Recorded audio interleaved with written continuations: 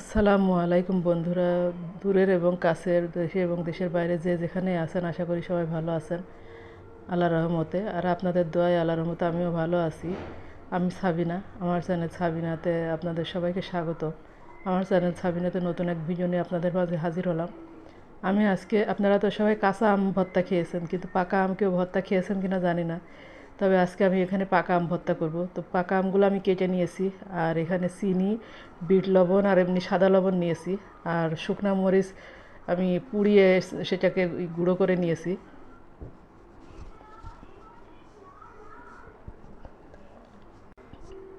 আমি সব একসাথে করে মেখে নিব আমটা। আর আপনারা বিশ্বাস করেন, এই পাকা আম মাখানো, পাকা আম ভর্তা যে এত মজা হয় আমি আগে জানতাম না।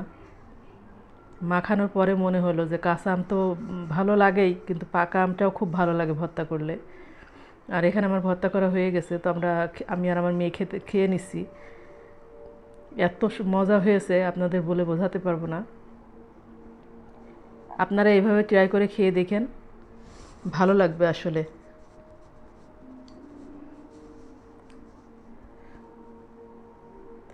আমটা এত মজা হয়েছে যে মিনিটেই শেষ হয়ে গেছে আমাদের।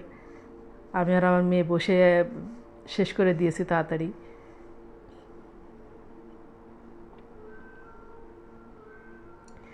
আর তরমুজ ভর্তাকেও খেয়েছেন? আমরা তরমুজ ভর্তাটাও আজকে খাবো।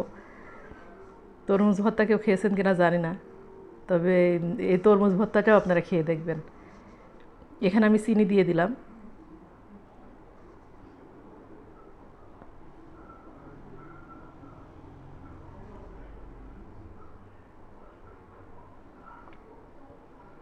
আর একটু বিট লবণ দিয়ে দিচ্ছি।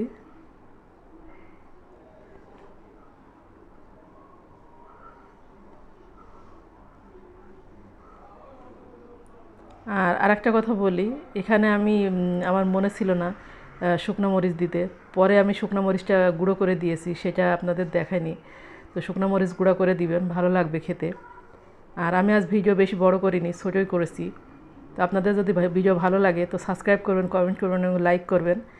আর পাশে থাকা বেল আইকনটা প্রেস করে দিবেন, যাতে নোটিফিকেশনটা সবার আগে পেয়ে যান। আর আপনারা ভালো থাকবেন, সুস্থ থাকবেন, আমার জন্য দোয়া করবেন। আল্লাহ হাফেজ। আসসালামু আলাইকুম।